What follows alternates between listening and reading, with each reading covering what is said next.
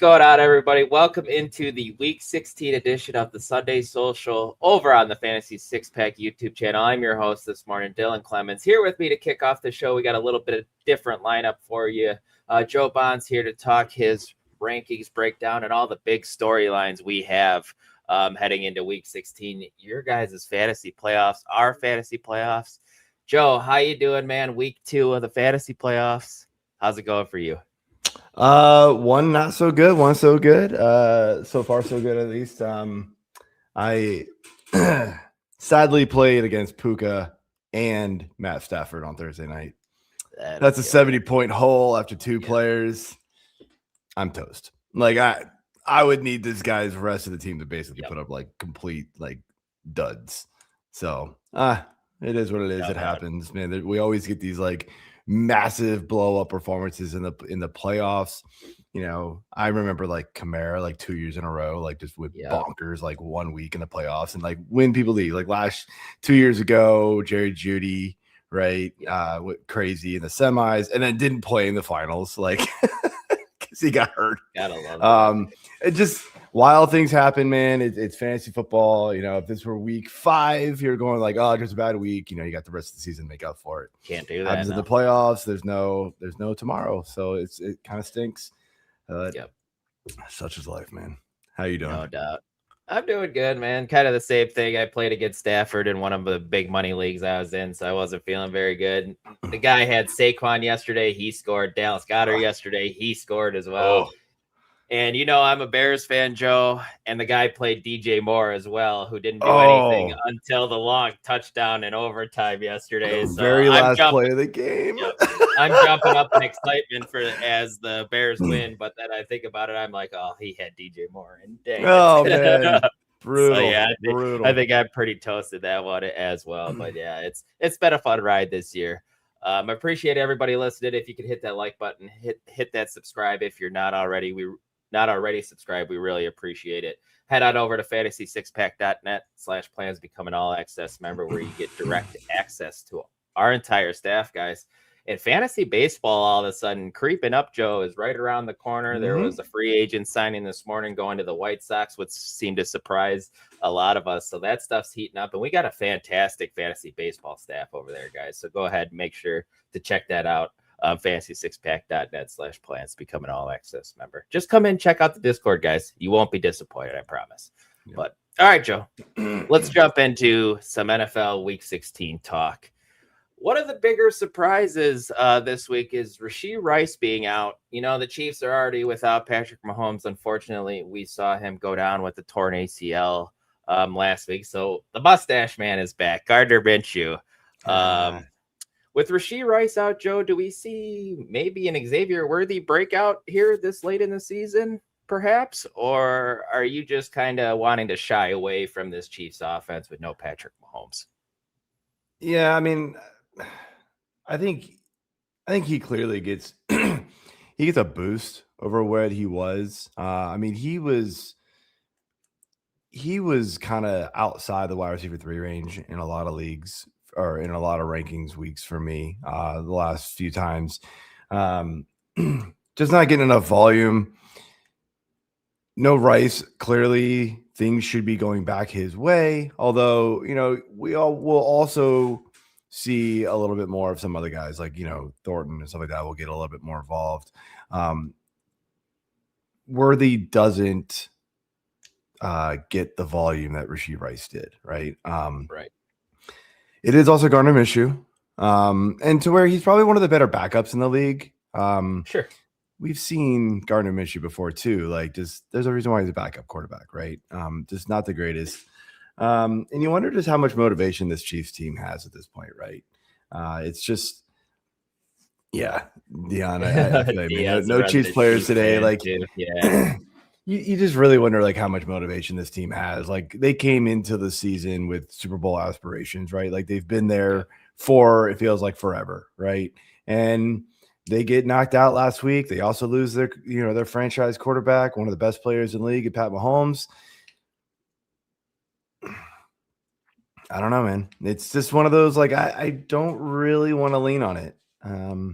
if I can help it, I really don't want anything to do with these Chiefs players at all this week, unfortunately. Yeah, man, he's just. It sucks that he's kind of just still. You still can't really trust him as a set it and forget it guy. He hasn't been consistent enough. Worthy that is hasn't been consistent enough. I will say this: like, it is at least Tennessee. Like, if there's any game where you're like, great matchup. All right, yep. the matchup is fantastic. So could Worthy blow up? Like, get a little dump off and just take it to the house because that's what he's good at. Yep. Sure. We're gonna get one of two games from the Chiefs. Like, it's either gonna be just complete domination. They're gonna come out and be like, "Yo, we still the Chiefs," or they're gonna lay an egg, man. Like, it's gonna be bad. They may still win the game, but it's gonna be like, 21 to 17. This is gonna be just ugly and like just not interesting at all. Yeah. The only side of the Chiefs I think I rely on is the defense this week. Sure, against Cam Ward and them boys. Yeah. Although they can play better, but still not. They still allow a lot of sacks. So I'm okay. For some reason Tony Pollard's all of a sudden the man again for the Titans here. Has there been anything weirder than that this season? Like, he's been totally useless for the last probably, let's say, 10 weeks of the season. Pollard has been, and then the last 2 weeks just all of a sudden just blows up. I don't get it. You could arguably say the first 14 weeks of the season. Yeah, sure. Right? Yeah. I mean, 13 weeks. Sorry. Yeah, I mean, I think I mentioned this on the show. Like, I got knocked out of the Kings Classic League thanks in part to Tony Pollard. I was playing me and Dave Eddy had to play the first place team in Pianowski. And his team did good, but our team was keeping right up with him. I look over and I'm like, we're going to lose. I was like, he had Tony Pollard. We lost, but basically the exact amount that Tony Pollard like blew up over his projection. Sure. And I was like, you've got to be kidding me. Of all the weeks that Tony Pollard goes off, and then he does it again last week too. So I don't know. I mean, look, they're playing better. I'll give them credit for that. The Titans are absolutely playing much better ball, especially on offense. But yeah, I mean, I don't. Well, it's really hard to rely on it. Do you have Pollard in your top 24 at this point, or do you still have him outside of it? Not super excited to play him. I'm not excited. We alluded to. Yeah, it's a tougher. I just can't do it, and it's the Chiefs defense is still pretty good, so he could easily prove me wrong. He's out the last 2 weeks, but I'll take a 13-week game sample over a 2-week game sample, and go that way. That's definitely fair. Definitely fair. Clayton, good morning to you. Wrong one. Where did he say good morning? There it is. Good morning, my friend. Glad you're here with us. Joe, let's jump into a different player. Let's go to the running back position. Week 16, it's playoffs. And Audric Estime might be a starting running back asset in your lineups, with Devin Neal being out for the rest of the season, who he'd been producing the last couple weeks as well with the Saints. They're another team who's playing better. Tyler Shuck playing okay, I guess you could say. But Joe, what's your thoughts about Audric Estime here for the Saints? I'm gonna not start him if I have there's a lot of other people. Like, he is in the running back 3 range for me. I do think we're going to get a pretty healthy split between him and Evan Hall. There's not even a guarantee that Estime is the number 1 out of those two. We still don't totally know. Like, we didn't get a lot of insight from the game last week with it, unfortunately. Right. I lean Estime. I know people that are leaning Hall. Both guys weren't on this team to start the season, so right. Yeah, that's another weird one, right? Could we get a little more Taysom Hill? Like, I thought we would get that with the Neal, when Kamara went out and we got Devin Neal, but that didn't happen. So I don't really think that's going to happen again this time. But I do lean Estime. I'm still really shying away from it if I can at all possible. Yeah. Yeah, I don't blame you there, Joe. I'll just give you an easy one since we were talking. Would you rather play Audric Estime or Tony Pollard this week? Oh, Pollard. Yeah.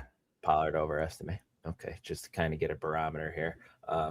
Let's jump over to this Falcons team with Kirk Cousins at the helm, Joe. Sounds like Drake London is going to return, which I would assume tends to hurt Kyle Pitts, who's blown up the last couple weeks with London out. Kind of helping people. Well, if you started Kyle Pitts, definitely helping you make it to the semifinals. Can you keep riding with Pitts here, Joe, or with Drake London returning? Are you kind of like, not great?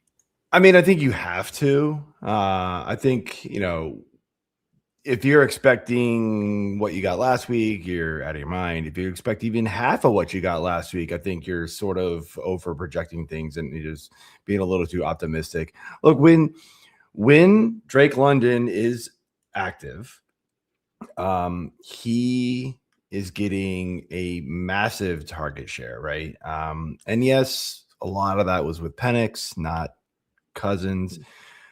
But excuse me, the weeks that London is active, Kyle Pitts' target share drops to right around 20% at best. The weeks that London has been out, we've seen that target share jump up to, the high 20s, 30% range. So that's right there going to take away from Pitts alone. So there's just nobody else there when London is out. I mean, we thought it would be Mooney. That hasn't worked. David Sills has been okay, but not startable. But like he's been the number 2 there. So you got London. London's one of the best receivers in the league, in my opinion. Yep. And I think does take away from Pitt's ceiling a bit. So, but I mean, you still got to start him. The tight end position has been, again, it's just the same old tight end position, right? Like there's just not a lot to trust here. I've still got Pitts number 3. I mean, you could argue 4, 5, 6. You could drop him below Kelsey, but then do you really want to lean on, what we just talked about regarding Minshew and change, right?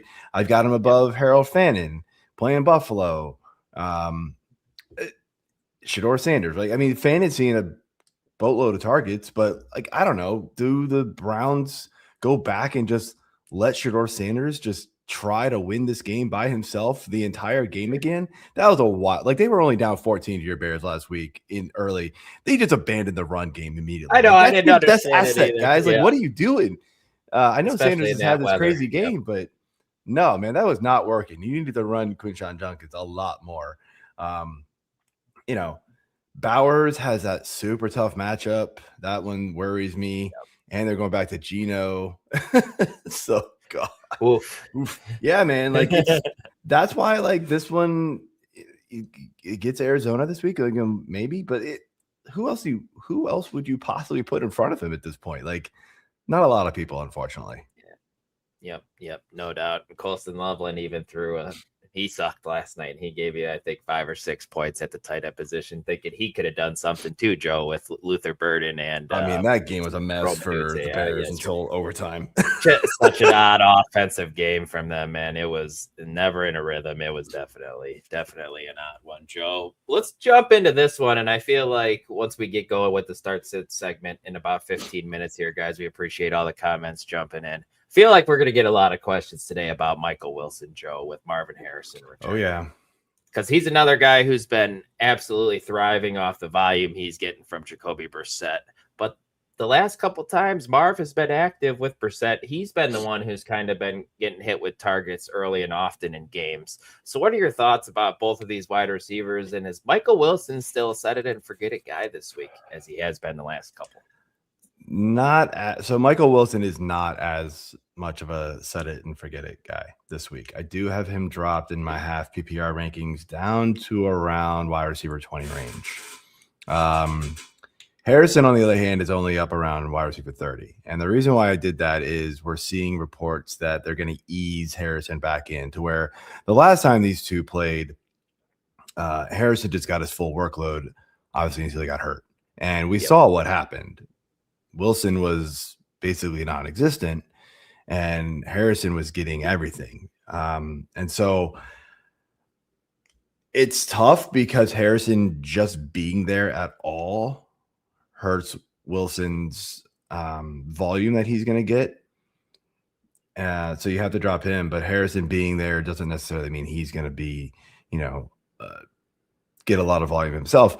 Like we've talked about this, right? Like, so like receivers that get eased back into things are harder to trust than like a running back, right? And so because a receiver, unless you're Mike Evans, who gets, targeted on 80% of your routes, which is wild.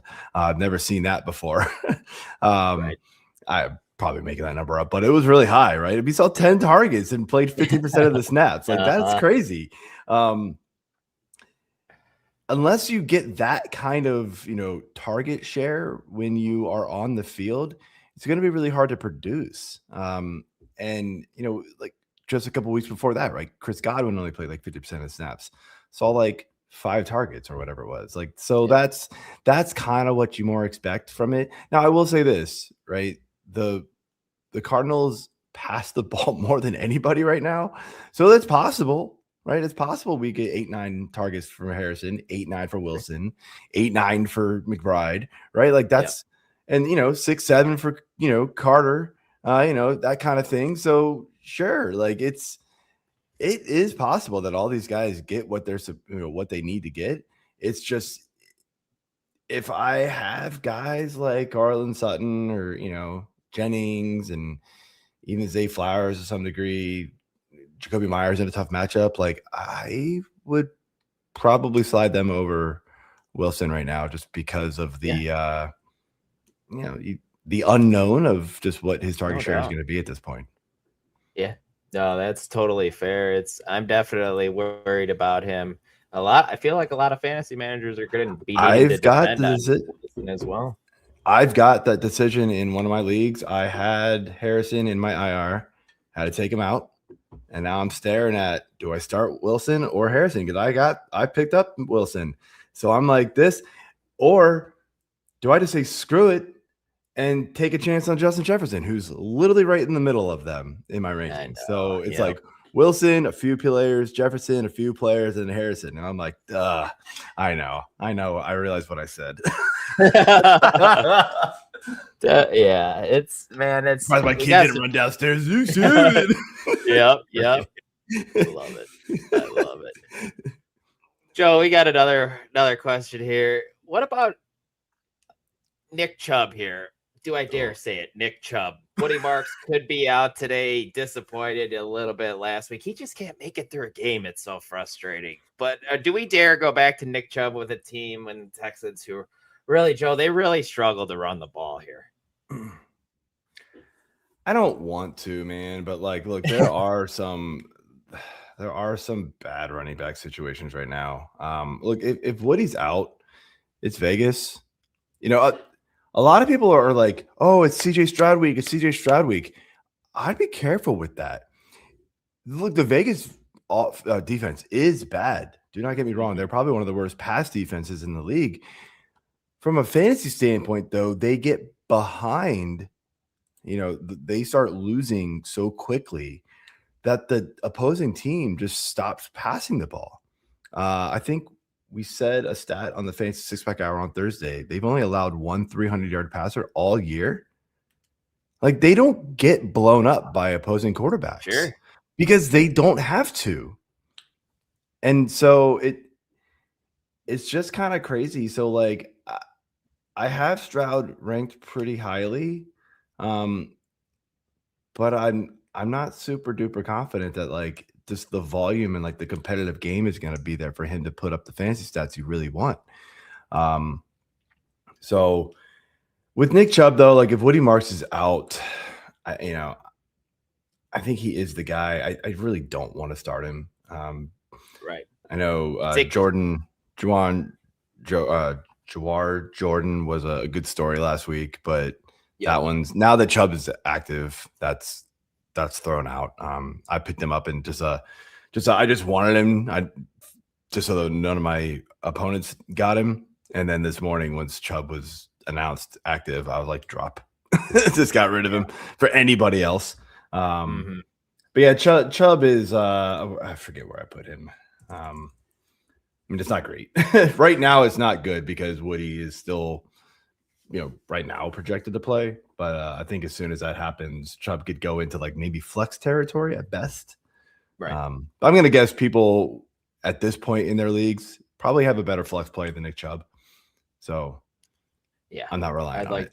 I'd like to think so as well. Joe, I probably should have threw this up here when we were talking about Judkins. Bad hosted job by me, but this is a good question here from Clayton. It's an absolute juicy smash matchup here for Quinshon Judkins against Buffalo, who can't stop anybody on the ground.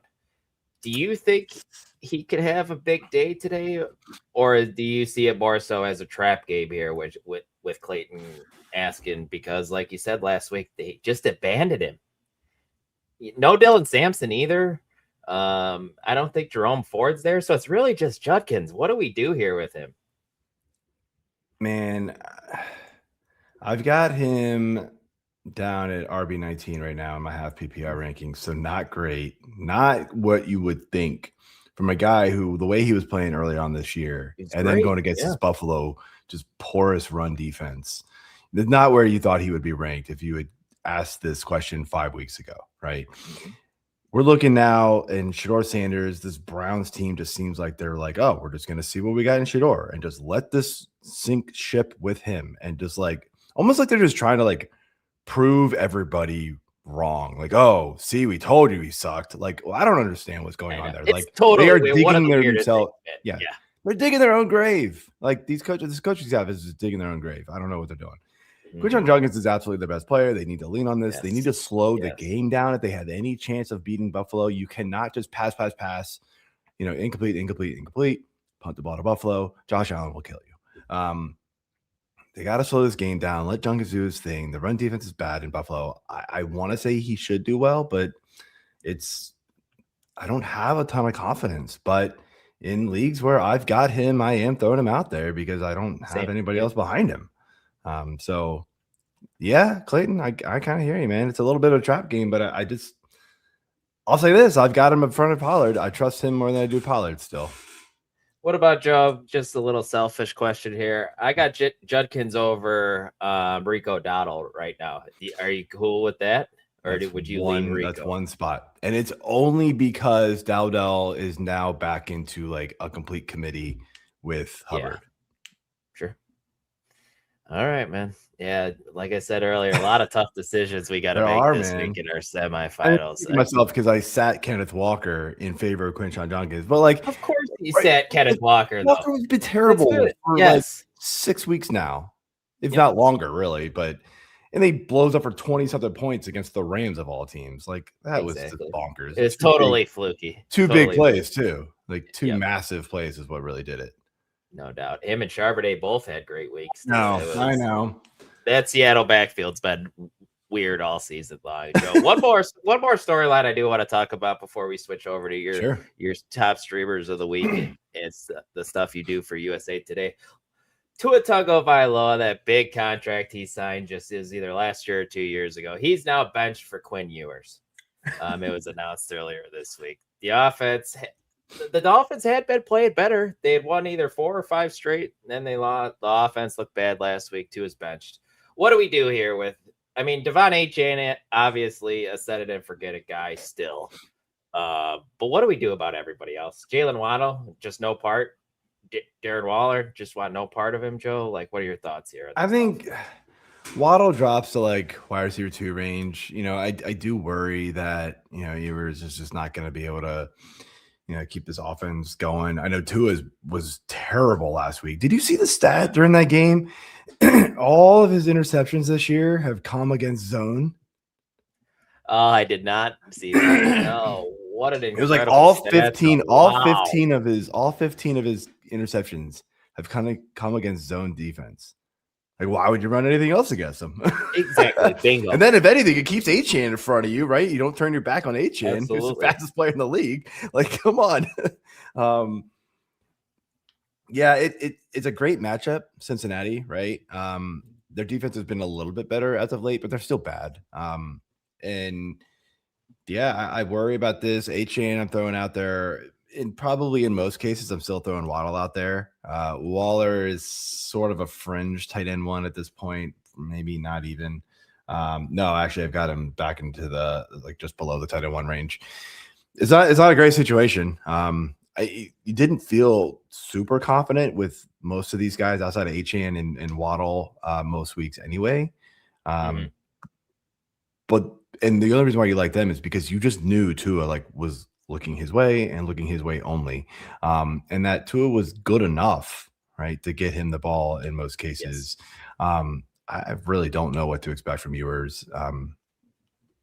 He was okay in Texas. It's fine. That we've been surprised before, but I'm not going to count on a rookie quarterback here to come in and save this Miami offense. They're going to be one of the most interesting teams to see what they do this offseason at the quarterback position. There's a report that came out that sounds like they are leaning towards releasing Tua, which is going to cost $90-something million in a cap hit, Joe. So that's wild. That's I'm assuming, I'm just guessing that's probably why they want to see what they got in Ewers, because if they keep him on that rookie 7th round contract for the next couple of years while they rebuild. Let's see what they got. So I get that, man.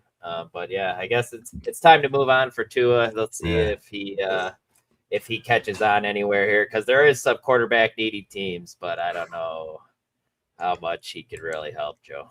It's weird. There's a lot of quarterbacks coming out in the draft this year, but I'm not sure any of them are any good. Bingo. That is a lot of quarterbacks. Yes. I think our guys over here, the Offensive Points Pod that comes up here on our YouTube channel, just did an actual NFL mock first round, and they put a bunch of quarterbacks in the first round, but I don't think anybody feels good about any of them.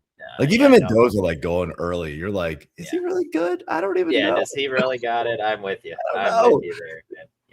Yep. But Joe, all right, we got a couple minutes left of your segment, so why don't you go ahead, run through your top streamers over at USA Today. Yeah, absolutely. So start off here with quarterbacks. I went with Shuck and McCarthy. Shuck gets the Jets. Been playing well. Been on average since week 10, QB 12, and that includes a complete dud against the Falcons in week 12. So if he had just had even a mediocre game against the Falcons, he'd probably be QB 10 since then. He's been shockingly good. JJ McCarthy, I don't love it. It really hurts to go back to this well, but I mean, he's been doing what you would hope he would do against these really bad NFC East defenses, right?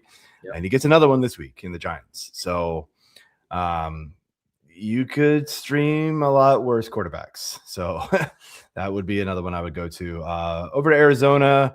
Michael Carter sounds like he's going to be the guy this week. Although, I mean, it wouldn't surprise me at all if DeMarcado is just the guy, because we think it's one guy 1 week and then it ends up being somebody else. But the coaching staff came out and said they kind of have the full trust in Carter to be the guy. But I don't think it's going to be quite as heavy of a load for Carter as we saw last week. It was 79% of the snaps after Knight left after one carry, handling 70% of the carries. DeMarcado is going to get more involved than that, but it sounds like it's going to be a little more heavily in favor of Carter. Estime is the other one. We already talked about him. Wide receivers, I'll go back to Adonai Mitchell. I was a little hesitant to do this. I removed him from this list last week because of Brady Cook, and Brady Cook is bad. Don't get me wrong, but the Jets should probably get down in this one. So passing volume will be there. And he looked Mitchell's way a lot. Only caught 6 for 58 yards, but 1 was a touchdown. So that works. Sometimes that's the kind of stuff you have to hope on. Jalen Coker's another one. McMillan's getting bracketed coverage and been removed from this offense because of the coverage on that team. So it's opened up a lot of holes for Coker, and he scored 2 weeks in a row. I'd keep trying to ride that hot hand. Tight ends, I'm going back to Gadsden. We saw him kind of pick things back up last week. Caught 4 of 5 targets last week for 61 yards. The whole offense there is kind of going in the wrong direction, it feels like. But if Gadsden can get that kind of usage again, then I mean, in a bad tight end room for the entire fantasy landscape. I think that's one. I had Knox on here. I did this late Thursday night. This was when Kincaid was sort of questionable and we didn't really know. But look, to be fair though, like Knox has outproduced Kincaid the last 2 weeks. I know it's a small sample size, but sometimes that's all you need with the tight end landscape, right? And Knox is on the field more because he's in there for the pass, the blocking schemes more than anything. Kincaid's the guy that you want to trust more, but Knox has been catching the eye of Josh Allen, getting touchdowns, out targeted, out catched, out yards, more touchdowns the last 2 weeks combined. Like you could that's a total shot in the dark. Like that is a total dart throw. I have him ranked very, very low, but I mean, let's be real. Like, would you rather start Knox over like Evan Ingram? I might. Because it's been there, The defense, I already talked about it. The Jets are bad. I'm going New Orleans Saints. Just Brady Cook has thrown in the 2 games he has played, and one wasn't even a full game, right? 5 interceptions, taken 9 sacks, and only thrown 1 touchdown. Saints defense isn't good, but come on, if Miami can look like a solid defense against this Jets team, the Saints are going to be just fine.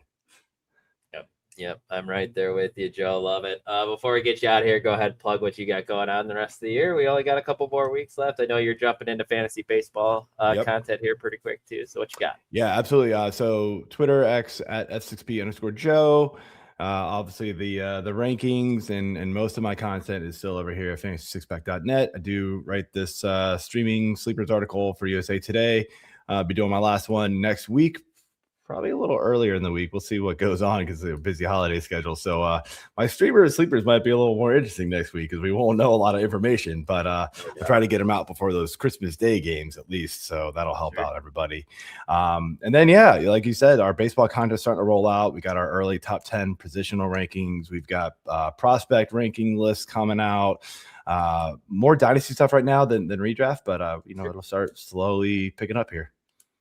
All right. Love it, Joe. Great stuff as always, man. Looking forward to chatting with you next week as we try to help people win their fantasy football championships. All right. Good luck, everybody.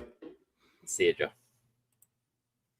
All right, everyone. Let's go ahead jump into our start sit segment of the show. We got Mr. Ike Bonni here with us and Mr. Keith Flemming. No Kyle Senra this week. Keith, Ike, great to see you boys. How you doing? It's good. Yeah, can't complain. Good deal. Ike, good to see you after we smashed some bottles of wine last night. Bears Packers. Hello. Good time. Congrats on your Bears, by the way, buddy. That was something, Keith. What's your biggest takeaway from that game last night? What an odd performance from the Bears and the Packers too, to an extent. What are your thoughts? I feel bad for Green Bay. You want to talk about just the season from hell. Every good player on their team seems to be getting hurt. And it's really, I think, says a lot about LaFleur and just the job he's done there. But more than anything, it's just another reminder of the difference in coaching. Ben Johnson comes in. I know that they obviously upgrade the offensive line, which is huge, but that throw Caleb Williams made to win the game, that is why he was the number 1 pick overall and why a lot of people like myself were so high on him coming in. It's like the dude can spin it. Like he really can. And I think the Bears in Chicago. Yeah, exactly. I think the Bears in Chicago, they could be tough, if they're at home. I don't feel great about them on the road, but there's a chance, the 1 seed is there. So. Definitely, it's what the NFC is wide open, man, and the whole NFL is wide open. I can't think of much more parity as of late than what we've seen this year in the NFL. It's great stuff. Let's go ahead. Let's jump into these start sit questions. We got a bunch piling up here in the YouTube live chat and over on Reddit, guys. So get your comments in. I promise we'll answer every one of them. Matt here's got a question. Which 4 guys to start in a half-point PPR? 1 running back, 1 wide receiver, and 2 flex spots. Judkins, Marks, Carter, Waddle, Jennings, Egbuka, Breece Hall, Brian Thomas, Harold Fannin, and I get why you're questioning so many of these guys here, Matt. Keith, I'll let you take it away. Needs 4. Why don't we start with the running back here to start? No way I play Woody Marks, like none. I know he's supposed to suit up. I know it's a great matchup, but it feels like that it's just going to be a mess this week. They should win this game easily. I wouldn't be surprised if you see Jordan, Chubb, etc. So he's to me scratched off.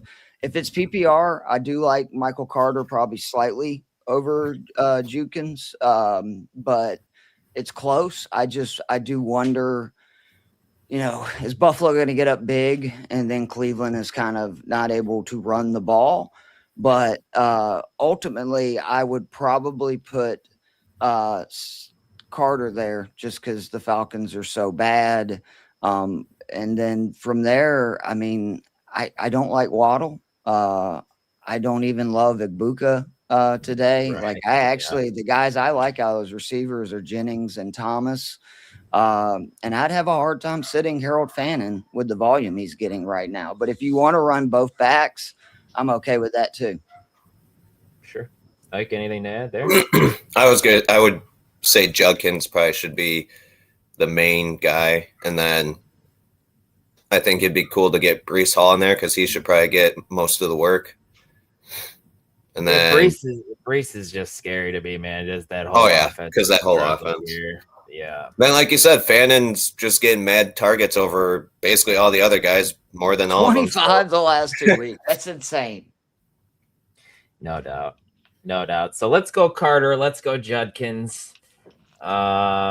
Let's throw Fannin in one of the flex spots. So who's the last guy here for the? We need one wide receiver. One wide receiver. It'd be Jennings, Ibuka, or Brian I trust Thomas. Jennings, believe it or not, the most. Yeah. He's been really good, and the Colts since they've lost Sauce. Hell, they weren't great before that, but they've been really bad versus the pass. I expect Purdy and the Niners passing game to have a big day. Right on. All right, let's go Jennings then. Alex, bear down. Love it, my friend. Need two at PPR. McConkey, Dowdle, Wandell, or Diggs. We just go Ladd and Wandell here, guys? Or is that? That's what I would do. I would. I don't think the Cowboys-Chargers game is going to be the shootout that Vegas is predicting. I was shocked that that's the highest over-under total of the main slate today. It's like almost 50 points. Chargers defense is legit, man, like really good. Sure. And I think that they're going to give the Cowboys issues, but I can't sit Ladd versus that Dallas secondary. The fact that, they have no time to throw and Dallas can get pressure, I would assume that would be even more targets for Ladd, who runs a lot of underneath stuff.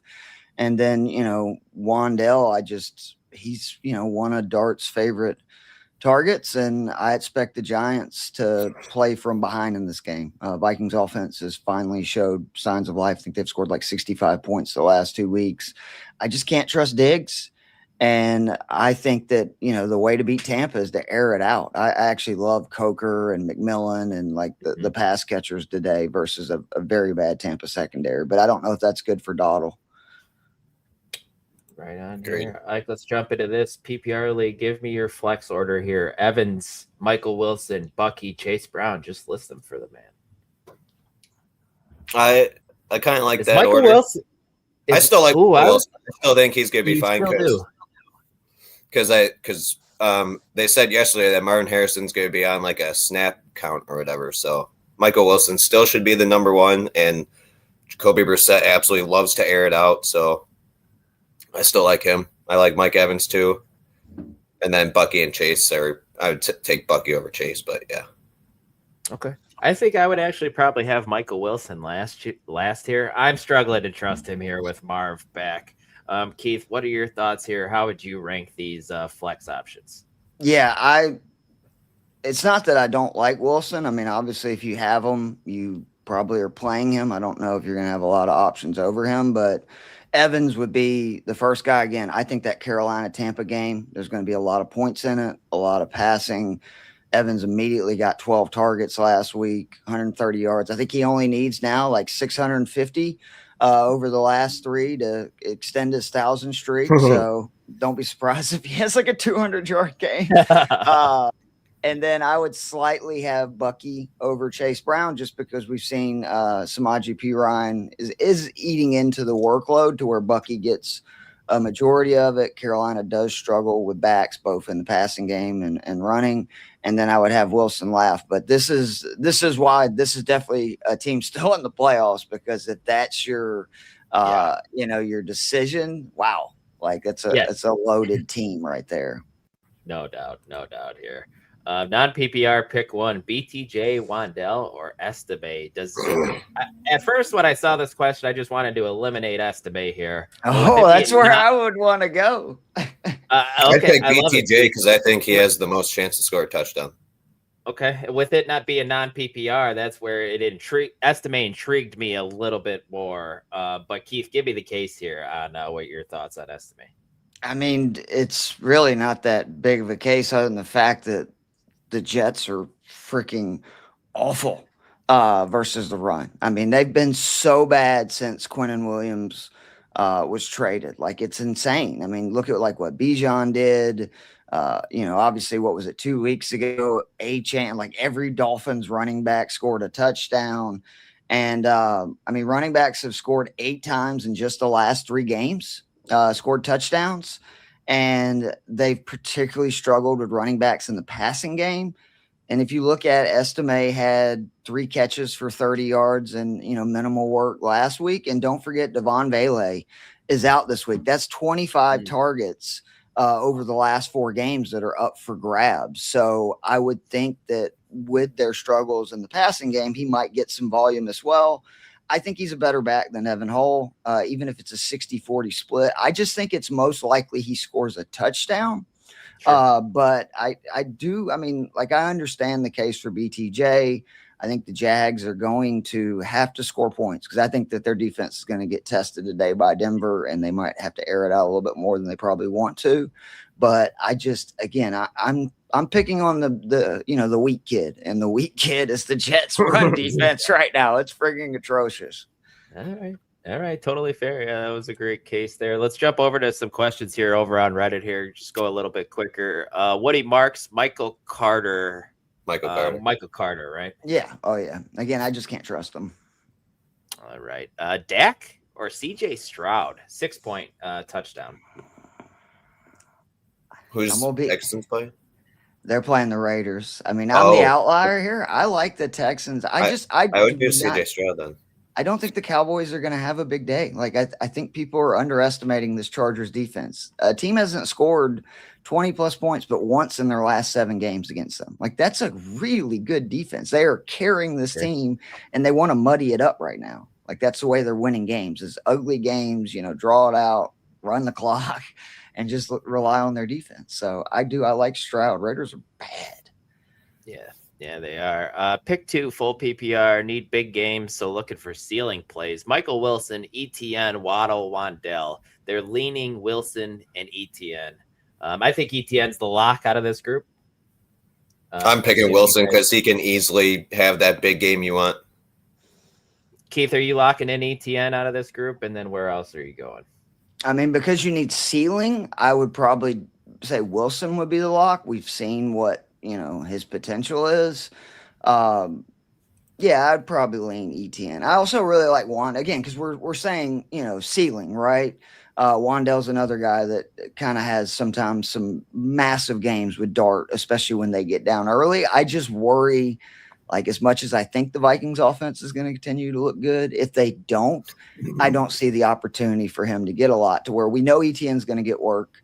And, to Ike's point, like, Michael Wilson is still going to get targets. The Falcons defense is bad, and I expect that game to have a good bit of points, which is good for, when you're looking for a home run. All right. DK versus the Lions or T. Higgins against the Dolphins, who's T. Higgins trending to play here to go Higgins against the Dolphins. Okay, Keith? I'm going to have to go DK. It's another game that I expect a lot of points. The Steelers play man defense, which both St. Brown and JMO just absolutely smoke. And we've seen the Lions give up a lot of, yardage to number 1 wide receiver. So I just think Metcalf's going to get, more usage. Miami is better against the pass than they are versus the run. They're not great at either, but they're better. Sure. All right, let's jump back to the YouTube questions here. I also need 2 in my other PPR league. Metcalf, Jawan Jennings, Waddle, Dowdle. John Jennings for sure. Yep. And I like Metcalf a lot. I understand people that don't, but if you look at his recent games, he's like started to put together a stretch of, really good performances. And I think that, and I could be completely wrong because the Steelers defense is playing better, but it's I'm real intrigued bad. on Waddle with Quinn Ewers. Okay. Maybe he'll target the best guy on the receiving team. So you never know, but I can see why people are putting him in these questions so much already. Yeah. We just know normally, a first time or, relatively new quarterback in the NFL is going to rely a lot on tight ends, which by the way, it's probably going to be Darren Waller. Worst, defense ever versus tight end. Actually, like Greg Dolch as well. If you're looking for somebody that's a dart, like on DK, it's 2,500, or for a fun prop play. But I expect again, Steelers run so much man, and that is what JMO and St. Brown killed, that I expect the Steelers to be down and throwing, and Metcalf's really their only option at that point. Dylan, you should have listened to me yesterday for a prop. Could have won money.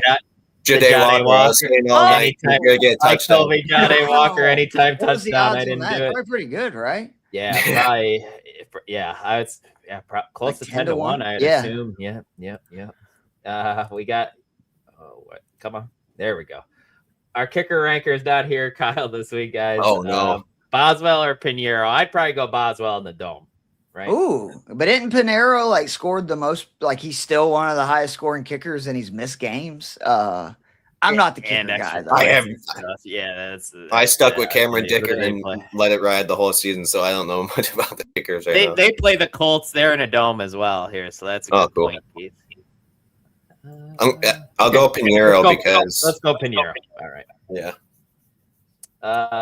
Morning, fellas. Semifinal big money league. Need help with Rice being hurt. BTJ, Tracy, or Pickens? Can't believe I'm asking, but it's a legit question. Pickens hasn't been great, guys, the last couple weeks. A little bit of a pouty pants seems to be. Tracy had a big game last week. Tracy had a big game. BTJ got in the end zone last week, if I'm not mistaken, as well. So where do we go here, Keith? If he's listening, I would love to know if it's PPR, because that to me makes a big difference on the answer here.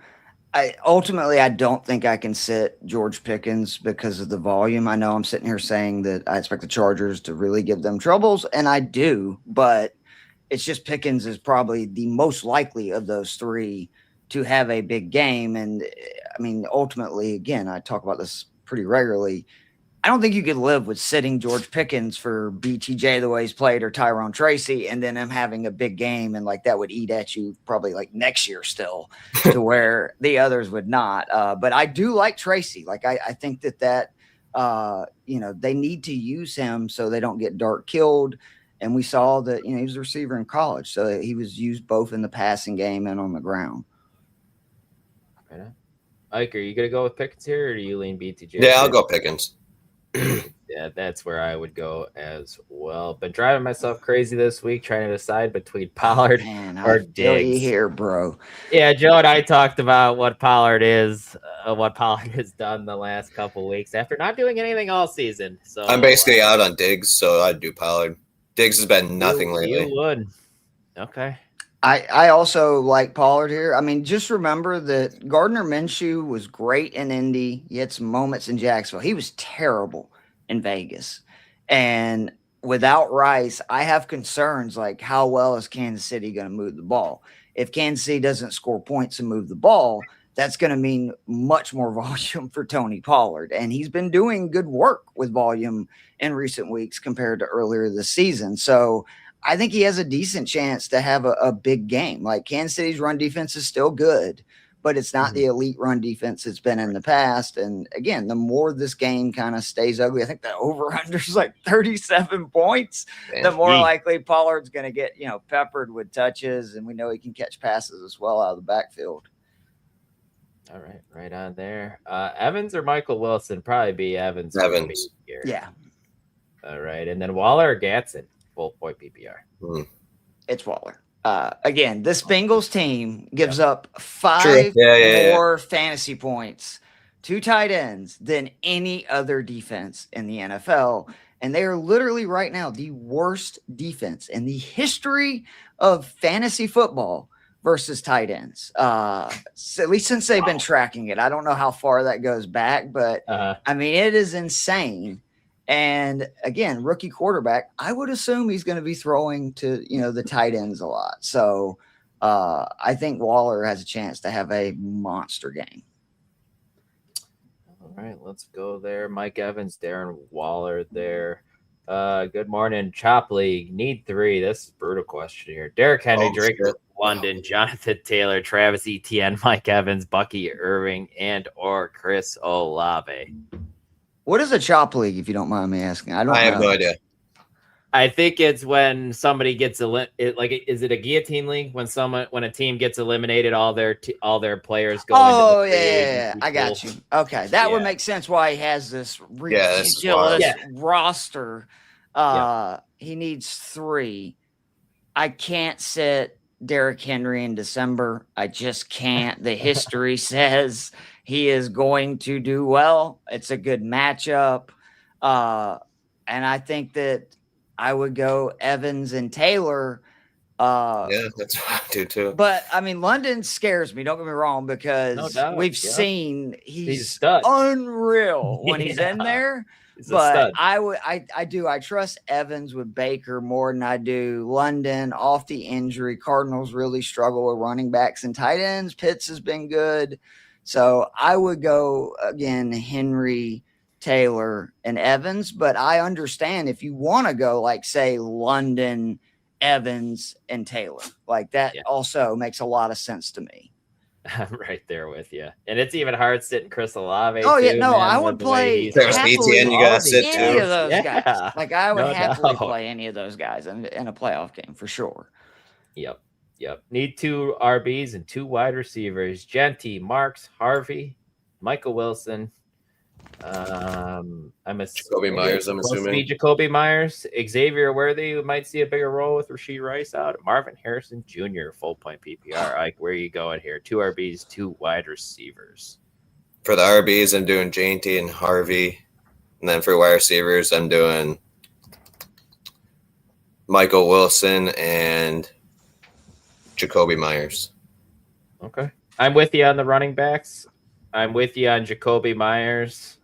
But I don't know what other wide receiver to go. Keith, where would you go? I would go Michael Wilson and Meyer, and again, Genty, Harvey. I just, we know what will. Again, that game should have a lot of points. I love hearing, that was a great little tidbit Ike gave that he's going to be on a snap count. And, I'm a Falcons fan. I've seen it. Like the Cardinals, like McBride's going to have a big day. Brissett's going to have a big day. I like Carter. I like Wilson. Hell, I like Harrison Jr. Like I expect them to score points today. Love it. Championship game, PPR league, Justin Herbert, Trevor Lawrence coming off a big week last week. A little bit of a tougher matchup this week. Where are we going? A little bit. Come on, man. Don't bury the lead. Go ahead. I'd go T-Law. Yes. The Chargers offense, since they've lost the tackles, it's smoke and mirrors. They can't block, and Dallas can get pressure, which is going to be an issue today. The thing that sucks is Herbert's been running so much more, so he may actually have a higher floor this week than Lawrence, but I do expect that Jacksonville is going to have to score points, and I definitely trust their offensive line to protect them, even against the best pass rush or one of the best pass rushes in football, Denver, compared to Justin Herbert versus Dallas. Okay. Love it. CJ Stroud, Kirk Cousins, JJ McCarthy. Joe said earlier in the show and brought up a good tidbit here. Vegas has not allowed a 300-yard passer all year. So maybe that's a little bit of a case to build against Stroud here, just because the Raiders are just get beaten up on the ground so bad. They get down, right? And when teams are up, they're going to run a lot. I mean, that's what's so funny about fantasy and stats. Where are you going here, right? I'm still going to go CJ Stroud. I can't trust JJ McCarthy in the champion or semi-championship game, whatever it is. Kirk Cousins was fantastic last week, but I don't know if he can keep that up every week. Sustainable. Yeah. It is a good matchup against the Falcons, man. Against Cardinals. Cardinals. Yeah, sorry. I think I lean Cousins slightly because I just worry. The stat you just gave is about like the Raiders get down, and then once teams get up, they just run. To where I expect that Falcons Cardinals game to be a little bit more of a shootout. And I mean, this is the first game Cousins will have had London this season, which that's got to help. Like, there's no way that makes him, worse than he was before. Obviously, there's questions, how's the ball going to get divided? And the other big thing is Arizona's really bad versus pass catching bats. Really bad. I think they've given up 25 receptions just in their last 4 games to running backs. And, Bijan last week had 8 for 82. So that's going to help Cousins too, right? That Bijan's going to probably do some damage in the passing game. Right. Marion Hampton, T. Higgins, full point PPR. Oh, God. Yeah. I think I would go Hampton. Yeah, you go Higgins. I feel better about Higgins, but I just think that Hampton has such a good matchup. I think that's the Chargers' ammo is they want to ugly shorten games, so that should mean a good bit of running. I know you got to deal with Vidal, but I would say this: if you're looking for the safe play, I'd go Hampton. If you're looking for the upside play, I'd go with Higgins. Good point there. Wide receiver, non-PPR, Pickens, Ladd, Marvin Harrison Jr. Does Pickens have the best opportunity for a touchdown? I would say, yeah. Yeah. I mean, Harrison Jr., if it wasn't for hearing that he's definitely on a snap count, I would actually probably say he is the most likely to catch a touchdown because it's the Falcons. But knowing he's on a pitch count, the way McBride's been targeted in the red zone, I'd lean Pickens. All right, let's go Georgie boy there. Vikings, 49ers, Buccaneers, Jacksonville, Giants, Atlanta defense here, guys. Does one stick out to you, Keith, here? Yes, one of them is playing a quarterback that is 48, 9, 50. I don't know how old Phillip Rivers is. And what's most insane, I thought it was a great comment by Troy Aikman on the cast the other night. He remembers being in his early 30s and feeling like crap for 3-4 days after a football game. Because, again, these guys are getting rocked. He goes, I couldn't imagine being Phillip Rivers' age, having that long of a layoff from football and feeling the way that his arm was probably jello. Exactly. Yeah, like think about if you go out and throw the baseball, right? Like now your arm is like, oh my God. So I would go Niners. I know that Taylor could run all over him. I expect if they end up having to throw, he could throw some picks. The other choice would be the Vikings, just because they blitz, they give a lot of problems. Flores has a great record against rookie QBs, but I'd take the 45-year-old over Dart. Right on. And then let's just keep riding Pinheiro here for the kicker question. We go Harvey or Jalen Warren. I would lean Harvey just with the stuff with Kenneth Gainwell getting in. You guys got any? Harvey's up to 85% of the expected fantasy points from the Broncos backfield. That's actually one of the higher in the NFL. So Jalen's probably going down because Kenneth Gainwell. So yeah, I'd do Harvey. And then Sutton. Need one here. You're cool playing both Broncos here. Sutton Worthy, Michael Wilson, PPR. Keith? Yeah, I'm good with that. I do like Wilson a lot, but I think Sutton versus Jacksonville, it's a pretty good matchup. Right. Another one from Dion here. Pittman, Marvin Harrison Jr. Need one. Pacheco, Hunt, Tracy. From what I saw last week, it's got to be Marvin Harrison Jr. I just over. Yeah, he can't. I mean, Rivers can't throw the ball down the field. He had 2 completions that went further than 5 air yards. That's not good for a receiver like Michael Pittman. Nope. Yep, I'm with you. And then we go Tracy over Pacheco and Hunt, correct? Yes. We need 2 of those. So Tracy and Hunt. Oh, you're right. Yeah, I'd go Tracy Hunt. Okay. And then Giants, Vikings, Jags need one. Vikings it is. Jackson Dart, Bo Nix. Ooh. I'm gonna go Bo. Dart's my boy. I love Dart. I still would go Bo Nix over him this week. Nix has been really good, particularly at home, which is the big deal. They're at home. Like, it's crazy. He's one of those quarterbacks that the difference in his home game, Stroud's another one, so much different. Stroud's, I think, scoring 20 points per game in home games. It's like 14 in a way. So I'd go Nix. All right. Another kicker question here. Fairbairn or Dicker the kicker? Dicker I'm always the kicker. Dicker the kicker. I have no idea, to be honest. Right, Dicker Love the it. kicker. Morning, Gary. Good to see you're up and moving here too. Pick 2, Michael Wilson, DK, Cortland Sutton, Wandale, then flex one with Gainwell added to that, and then Burrow or Drake May. I go May at quarterback. That one's fairly easy for me. Too. Yeah. No disrespect to Burrow. He looks depressed. I don't know what's going on with him, but I feel too, for yeah. him. I do. I feel for him. I would go DK, Sutton, and I do think Gainwell's got a lot of upside because of his passing. Like the pass catching. Lions are still elite stopping the run, but again, they're not great against the pass. I expect them to score points, so I would lean him. But you could talk me into Wandale, Michael Wilson, or Gainwell. I think DK and Sutton are pretty safe for me that you have to play. Ike, any changes from you? I would do Sutton, Wilson, and then Gainwell in the flex. Sutton, okay, over DK. Stroud or Rodgers? Keith expects a lot of points to be scored here in the Lions game. Good matchup for Rodgers. We go Rodgers here?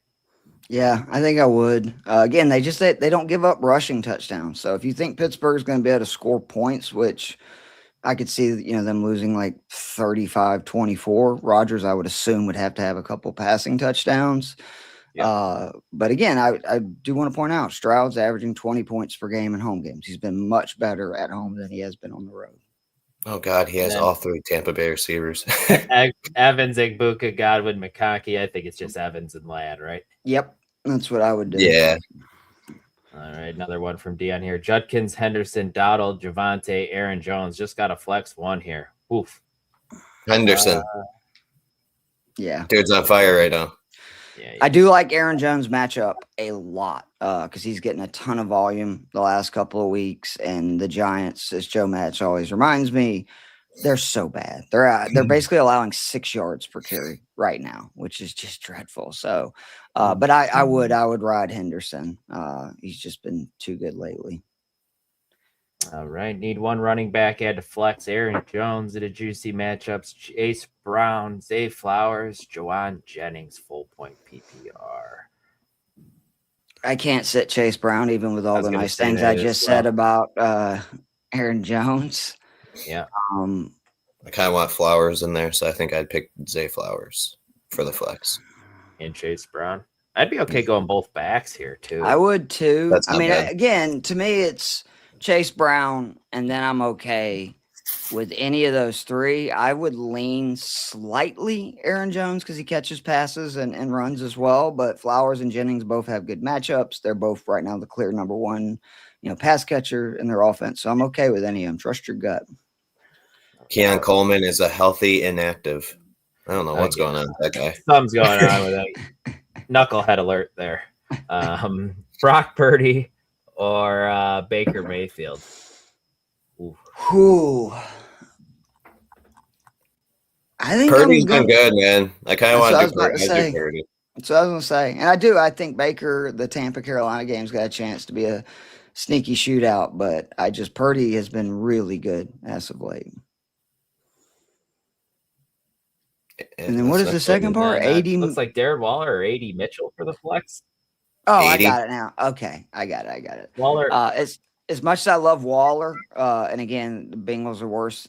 Volume is king, and 80 Mitchell is getting hammered with targets. So I would take that in a dome too, over Darren Waller, who, as great as he's been and as bad as the Bengals are against tight ends, he could get hurt. He seems to get hurt every game as well. Yeah. And we're rocking Pinheiro still, even though Borregales is good. Man, Pinheiro, you better put that sucker through the upper. Right? or we're in trouble. Good morning, Trays. Let's hop onto that ship. Yep, let's go full point PPR. Start to Judkins, Hampton, Tracy, Aaron Jones, or Michael Carter. Yeah. Tough one, guys. Because it's PPR, I think that the decision is between the last three, in my opinion. I kind of want Aaron Jones no matter what. Yep, I agree. But then, would you rather have Tracy or Carter? Carter has the better matchup. I think Michael Carter. Okay. Yeah, because he won't get vultured necessarily as much as maybe Tracy would. So, and they've said he's going to be the lead back, So I'm really struggling with Judkins this week, guys, because of the juicy matchup. Oh, it could be but the game script could get out of control. He's been struggling lately too, so. And the offensive line is banged up. Yeah, he's down to, I think it's only, what was the other Alabama running back the Raiders drafted that was so bad? It's the least yards. His name. But you know what I'm talking about, right? He was like a big bust. He was drafted in the top 10. I know we're getting old. It sucks. It's also been a long time ago, but. You talking Trent Richardson? Yes, that's what I'm talking about. There it is. Yep, right on. Hooey. Jameson Williams, Chris Godwin, or Cortland Sutton here. Ooh, this one's easy. Yeah. J-Mo top 6 fantasy points per target, yards per route run, all that stuff versus man. Steelers run man at a top 5 rate. One of the highest. And I do Saints for defense. Yep, I agree. Okay. Higgins or Judkins? Starting Jamar Chase and worried Burrow mails it in today due to their season being over. If the Bengals put out a dud and I start both Higgins and Chase, season's over. Great point. Yeah. Let me ask you this, though, if you're still listening, dude, do you think you need, right, kind of a miracle? Is it a matchup where you're the one projected to lose and it's going to be rough? If it is, why not just go all in my opinion, with both Chase and Higgins? It also would mean that one of them, if Burrow ends up having a good day, they have to have a good game. Yes. I mean, there can't be a way that Burrow has 250 yards and 3 touchdowns, and one of those two dudes is not, doing work. I understand the concern, though. If it's something where it's a closer matchup, I probably would sit Higgins, play Judkins, and hope that, he has a good game, but he's going to get more volume. I agree with that. Yeah, that was a great point, Keith. No doubt. 16 team 1 point PPR. Oh yes, one of my favorite guys this week. Jalen Coker, Isaiah He's gonna go Coker. Yes, you're a cokehead this week. Love it, dude. I am a cokehead all the time. But he scored double digits in 3 of his last 4 touchdowns. The last 2. Big thing for me. Targeted 4+ times and caught 3+ passes each of his last 5. And these Tampa Bay secondary, man, it is rough right now. Kyle Pitts was out there looking like, hell, I don't even know who to say. Antonio Gates. I mean, 150 yards and 3 touchdowns. That's how bad Tampa said. They just used him as a receiver, too. Don't think completely that ruined my season. Yep. Hate that guy. Join the club. And I'm personal vendetta now. Keith, do they franchise tag Kyle Pitts, or do you think he's on another team next year? I don't know how you could let him go after what he's shown. I'm serious, because it's my nightmare. Maybe he's back. Who knows? I've been saying this for years that it feels like Kyle Pitts will ascend to what everybody kind of thought he would be the minute he gets out of Atlanta. See him in Kansas City with Patrick Mahomes, or all these other locations. They just need to use him as a receiver. That's what they have done the last couple of weeks because they didn't have London and they have no other receivers. That's what he is. He's not a tight end. He's a receiver, and he's a really good one because he's a tough matchup. He's big. He's got decent hands, etc. Yep. Javonte Williams or Henderson? We went Henderson earlier. I'm gonna go again. Yep. Javonte, so let's go there. Full point PPR. Marvin Harrison Jr., AD Mitchell, Audric Estime, Xavier Worthy. Already have Michael Wilson in. Volume is king. Again, AD Mitchell has just been getting peppered with targets. 22 targets, 16 receptions, 195 receiving yards, 48 fantasy points the last 3 games. And I really like that we saw in the full Cook start, he saw 10 targets. I'm not high on Worthy either. I don't think he's going to do as much. It's probably going to be Kelsey just getting peppered with targets and then the running game. Right on here. Oh, how interesting here. Marcus Freeman expected to be Giants' top college head coach candidate there. That would be an interesting one. And like I said, Keon Coleman, healthy and active. Quentin Johnston, groin is active today. That's pretty much just all the injury updates we got, guys, so far. So then what do we got here? 12-team PPR have Michael Wilson, but worried about Marvin Harrison Jr. Should be back and can start Sutton. Will we just start Sutton over Michael Wilson, guys? Yeah. Yeah. Could bench Travion to play both. No. I don't think we want to do that. No. I wouldn't do that. Okay. Sutton over Michael Wilson. Where do we go? Mookie here. Good to see you, buddy. PPR, Ladd McConkey or Tetaroa McMillan? Ted over Ladd. Okay. Keith? Yeah, I'd go Ted. Again, Tampa has been so bad versus wide receivers in the past the last month. It's pretty shocking. So I would go him. And then, again, I don't love the matchup, but I would go Pickens. Yeah, I'd probably do Wilson, but I'm okay with Pickens. And yeah, Mookie, not sure what's going on with your questions, but yeah, at the top of our comment section, you weren't on there this week. So, but glad to see that you got your comment, your question answered, buddy. So glad to see you stuck it out with us this year. Got London, but with him not practicing this week, it got me second guessing playing him. Only other options are Wandell, Michael Wilson, Shakir, full point PPR. Or any of those guys playing at 4 o'clock. Oh, the Wilson is. So, yeah, I would still play London without a doubt with those guys.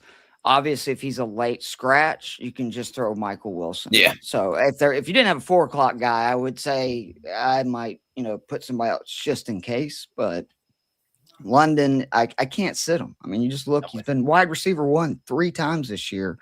And he's played, I think, 10 games. Yep. He's good. He's now in that fantasy tier where he's probably a first-round pick next year, right? Got to be damn close for fantasy. I think he's one of the top 5 receivers in football, and he's proved that. Just people forget he started with Marcus Mariota. He's never really Desmond had a Ritter, right? Yeah, like you see the first year with a guy that can really throw it, and he went nuclear. Yep, no doubt. We go Jackson Dart or Jacoby Brissett here. Come on, man, Cody. Dart. You know better. Go. Oh, what? Dart. You're gonna turn down the 20 guaranteed points. Like Dart's my guy, and I always say that. But like Brissett has been 20 points every freaking start, 2+ touchdowns, 8 and 9. That's safe, warm, and cozy.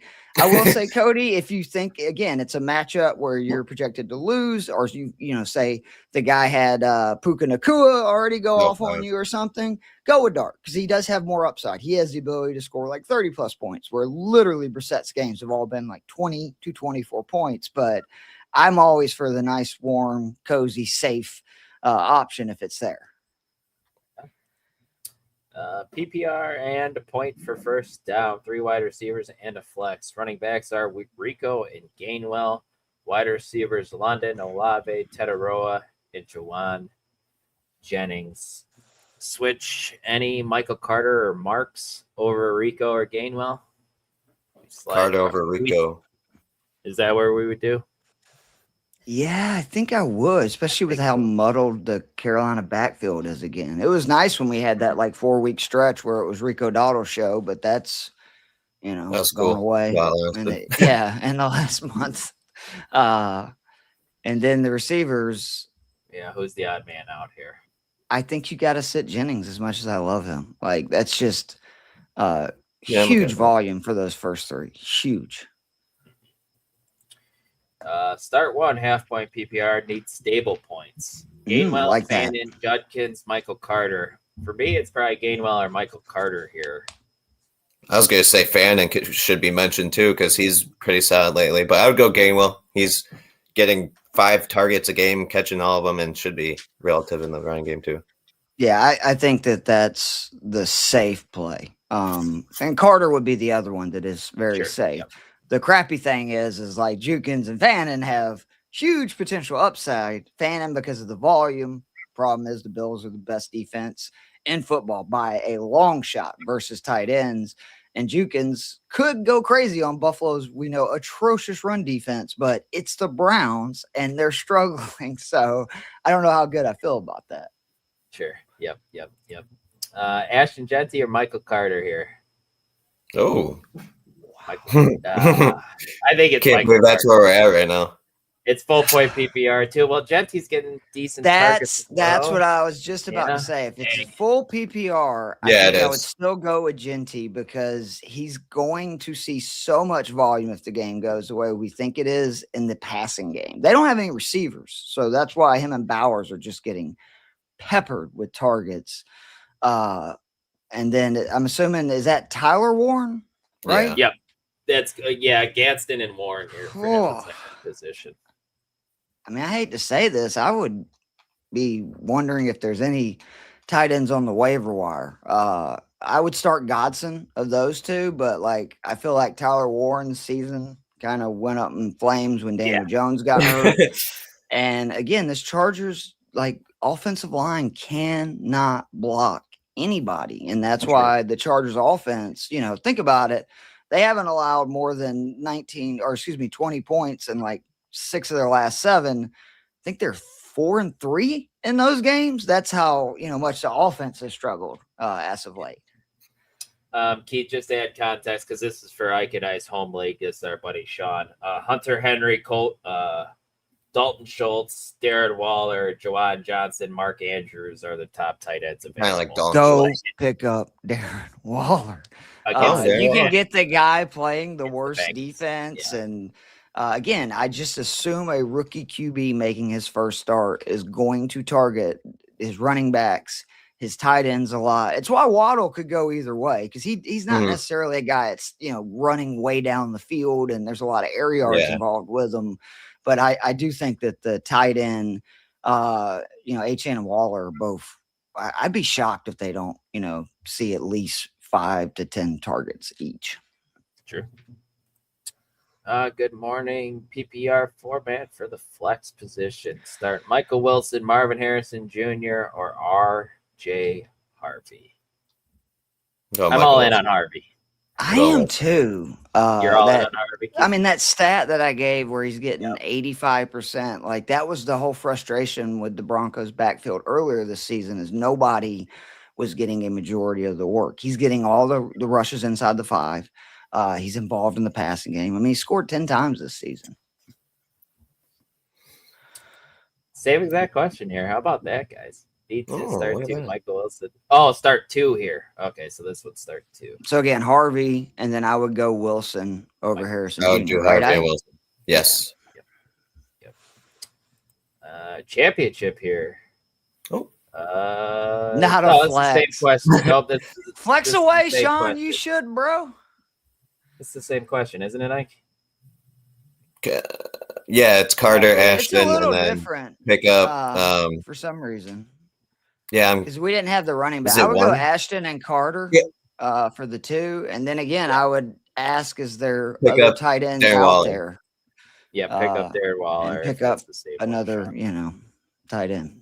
I don't like either of those tight ends this week.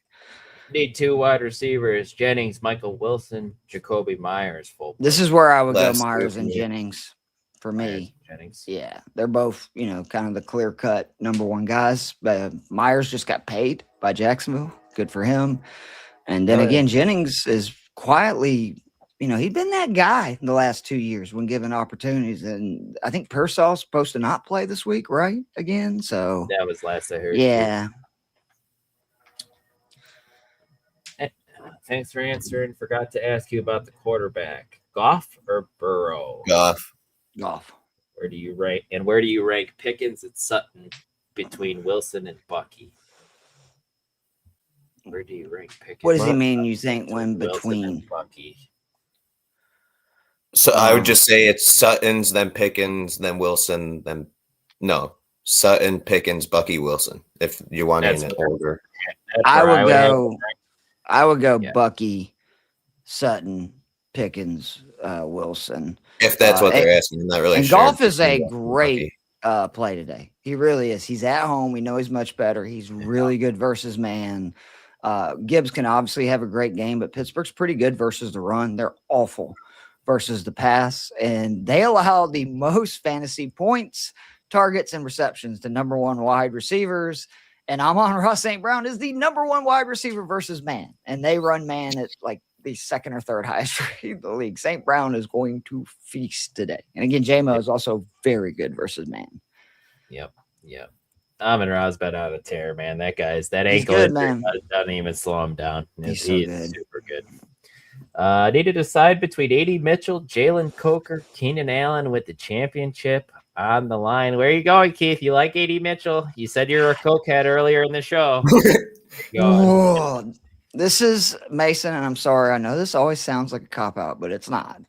If you're looking for safety, I would start AD Mitchell because of the volume. If you're looking for my favorite play, it would be Jalen Coker because I think that Tampa has really struggled with big, athletic pass catchers. Again, just look at what Kyle Pitts did last week. Both McMillan and Jalen Coker are big wide receivers. I expect them to have a very good game. I am a little nervous about it, though, because it's Bryce Young, right? And Bryce has killed me numerous times in his short NFL career. But I would, if you're looking for safety, I would go Mitchell. But if you're looking for, I think, the play with the most upside and everything, it's Coker. Do the Panthers, is Bryce Young the guy? Are they? I think he is. Stick with him. I do. I mean, he's been pretty good for a guy that came into a crappy organization with no weapons, like no offensive line. As they've started to get him stuff, he showed signs of life. I mean, we're seeing this over and over again with these guys. It's so much about, do you set them up for success or not? And I feel like that they're getting in the right direction for that. But Caleb Williams is a prime example, even though I thought he was good last year, don't get me wrong. But like, just to see what he's done this year with an offensive mind, you beef up the offensive line. Like even last night without two of his best pass catchers, probably his two best pass catchers. He had a great game. Yeah. And this could be a separate conversation for a different time, but I feel like we might as well have it now. The NFL needs to get back to sitting rookie quarterbacks behind veteran quarterbacks to help them develop. Preach. Wait, college football, with the way everyone's moving around nowadays, it's so much harder for those quarterbacks to develop, not sitting in the same system. Most of them don't ever take a snap under center. Exactly. No, exactly. Caleb Williams, to your point, played, it was like under 40 snaps in his whole entire career under center or something. And this year, under Ben Johnson, last time I saw the stat, they were top 3 in the league under center this year. Yeah, if you're going to run the ball, which you have to do in the NFL, you're going to have to be under play center. Action. Period. Yeah, you have to be under center. The quarterback position is in such a weird spot right now in the NFL and college football, and it needs to be fixed, man, because Matthew Stafford is the NFL's best quarterback right now, probably, and he's 37 freaking years old. And he was always that guy. Yes, he just was in a bad, position, bad organization. Oh, just wait. They're going to be rolling out Fernando Mendoza in week 1 next year. Someone will be, and it's going to be brutal. Yeah, man. Same with Dante Moore from Oregon. He should not be starting, but he will be next year. So. Yeah. Yeah. Got a few here. PPR, need one wide receiver. Waddle, Egbuka, BTJ, already starting Waller. That makes me go. I think I'll do BTJ, man. Why not?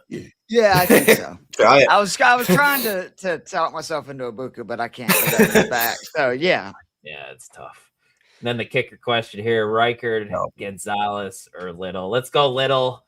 I was going to say Reichard because he's been good, but Reichard, he's been good. And Patrick, the big thing is I can't start 2 pass catchers with Quinn Ewers. Like, I think that like Joe Matz that'd be bananas. just went off on Quinn Ewers on our show Friday. He thinks he's terrible. He thinks it's going to be really bad. And he said, all these people saying Tua is the worst quarterback in the world. He's not good, but he goes, Quinn Ewers isn't either. And why they're not starting freaking Zach Wilson, I have no idea. That guy actually has some talent and could be good. So I am a little surprised that they're not giving him this opportunity, but I guess they have draft capital in Ewers, so they want to see what they got. I get that. No doubt. I think, Keith, with him being on a 7th round rookie contract, if they can find a model here with Ewers, because there was a report that came out that they might actually just release Tua this offseason, and that's a $90 million cap hit. Sometimes you got to do it, though, man. They are going to keep Mike McDaniel, though. So. Oh, yeah. He's a great coach, man. I don't know what's wrong with people. Like, the fact that they fought with the record and all the injuries and everything this year, I think it says a lot. Like, everybody knew he's a good X and O's, guys. That's just a fact. But to see he's also a good motivator of man, because it would have been so easy for this team just to pack it up. No doubt. No doubt. RJ Harvey, Hampton, or Marks? Marks is the odd man out here, guys, right? Yes. Yeah. All right. PPR need 1. Quinshon Judkins, Juwan Jennings, Tetaroa McMillan. Tet. Ted it is. Pick 2 for PPR. Tetaroa McMillan, Omarion Hampton, Juwan Jennings. I have Kittle on the roster, which scares me a little bit for Jennings. Tet, no matter what. Yeah, I was going to say Tet no matter what. And I understand that concern, and I'm okay playing Hampton. I just, you got to deal with Vidal. At least you got 2 of the best pass catchers for Purdy on your team. So that's what I was going to say. Other than C-Mac. But I get it. Like, I would definitely start Tet, and then it's okay starting Hampton. It's not like a terrible option over Jennings. They're close. I do like Jennings slightly more, though. Right on there. Mike Evans, Michael Wilson, full play. Evans. Evans. Yep. I could start 1 from each. PPR, Ibuka against the Panthers, Waddle versus the Bengals, Judkins versus the Bills, or Dowdle versus the Bucks. Judkins for sure over Dowdle. And then I'm going to do Waddle over Ibuka. I want to see if Waddle can actually be targeted by a new quarterback. I think this is where we slide in Judkins for me as well, Keith. Where would you? I'm good with both of those. I am. You got to take your shot with Judkins. Maybe the game script goes your way, and he could have a monster game. Waddle, again, he's not somebody running a bunch of, go routes and stuff. So it's not the normal situation where I'd be terrified starting a number 1 wide receiver with a quarterback that's making his first start. Justin Jefferson, Quentin Johnston. So crazy to hear. That's the question. That's one of the things I just can't get over. Because me and Joe had a long conversation. I'm done with Jefferson this season.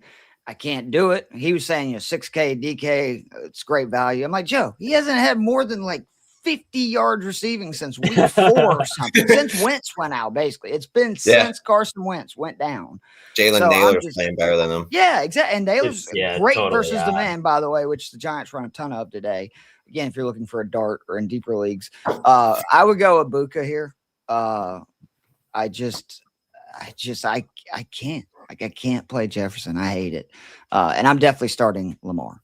Agreed. I don't ever say Lamar. Yep. I know he had his struggles, but if you made it this far with him, he might, win you a championship by himself. Brissett, Purdy, Stroud, Lawrence. It's Jacoby, right? I again, safety. Yeah, I would. You're still not sitting Lamar here, Keith, for Jared Goff? I love Goff's matchup, but no. I mean, Lamar could have a 40-yard rushing touchdown at any moment. Like, I can't sit that guy. All right. Pick 1. DK, Myers, Mooney, Coker, Leggett, Godwin. I think you got to go Myers there. Yeah. Myers over DK. Okay. And 2 RBs and flex 1. RJ, Rico, Brees Hall, Estime, Carter. Locking in Harvey here. And I would probably lock in Carter. Flex. I'm good with that. Yep. And then we need a flex out of everybody, you think, here, guys? Is that where I would go DK?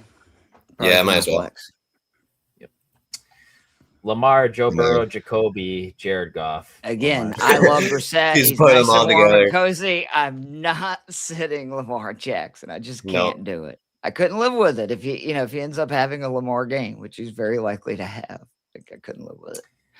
Would love some help here after getting a couple OT games up against Stafford and DJ Yikes. Moore. Do I start Brissett or Drake May?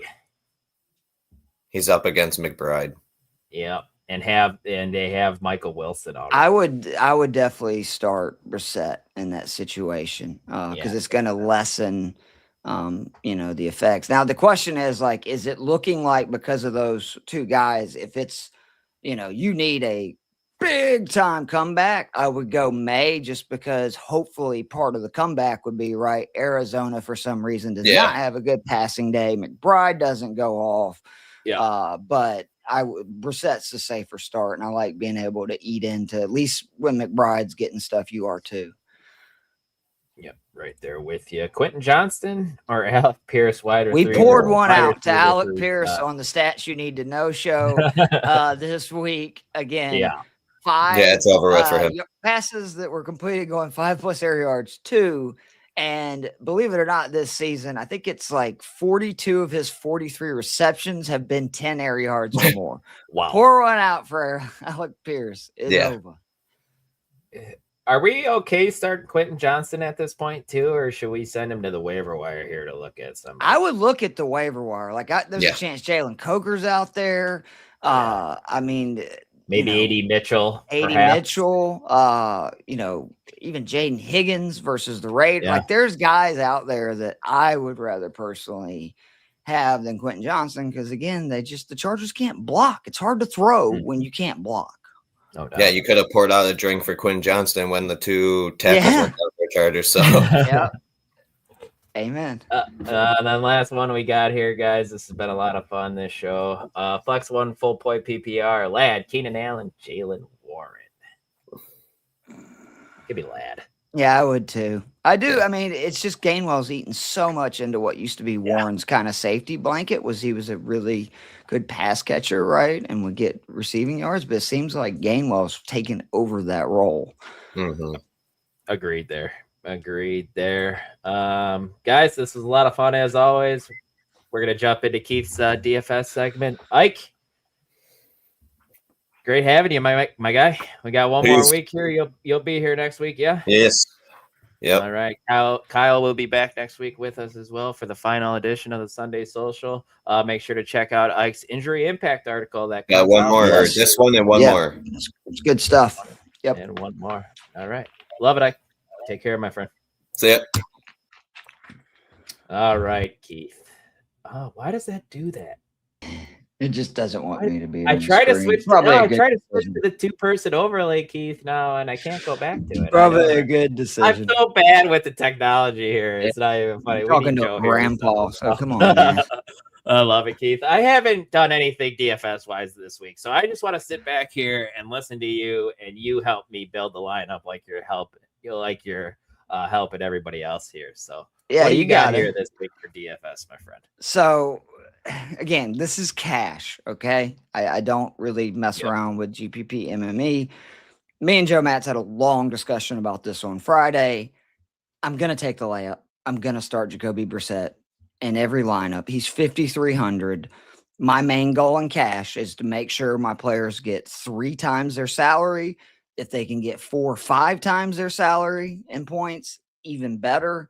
And at 5,300, this is a dude, again, 20+ points and all 9 starts.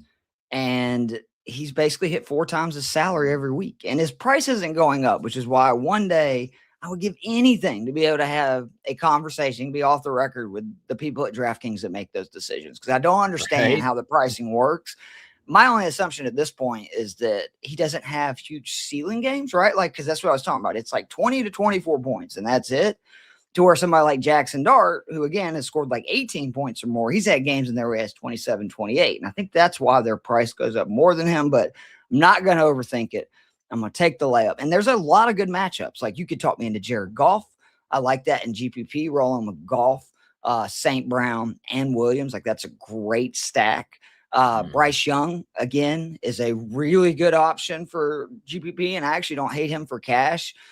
You could stack Young, McMillan, and Coker versus a terrible Tampa secondary for a very reasonably priced. There's other options out there, but I'm just going to take the layup. Running back is much more difficult. I mean, I think you have to have either Achane or Bijan. At this point, like Achane, Bengals dead last versus running backs, last in yards per game, third in yards per carry, seventh in receptions allowed, third in receiving yards. And Achane's been great all season, but another one of these guys who's been even better when he's at home, averaging 26.3 points per game in his 7 home games this season. And all 5 of his highest scoring weeks have came in Miami. So that's good. I think starting Quinn Ewers again will mean even more volume for Achane, who, by the way, now ranks 3rd among running backs in expected fantasy points, weighted opportunities. He's also 3rd in targets. He ranks 1st in explosive runs and faces a defense that's allowed the most rushes of 20-plus yards by 3. And actually by 6 over everybody other than the Giants. It's like the Giants and the Bengals are terrible versus the run, and then everybody else. Bijan, again, Arizona, very bad versus backs. I missed this stat up earlier. They've allowed 22 receptions to running backs in their last 4, not 25, but still, you see my point. Bijan excels in the passing game. 7 games this season with 5+ receptions. 6 games with 50+ receiving yards. And again, he could do damage on the ground as well. So, and then you're going to go dumpster diving kind of after that. Aaron Jones is my favorite option. He's 5,200. Again, the Giants, I just said it, right? 20+ rushing yards or rushes of 20 yards or more. Bengals have allowed 19. Giants have allowed 16. Everybody else is 11 or less. And they also, by the way, give up 150 yards on the ground per game, and Jones is starting to see real volume. 29 touches the last 2 weeks. This could be the Aaron Jones game because and again, for that reason, Jordan Mason, it could be the Jordan Mason game too. Yeah, but I think one of them will go off.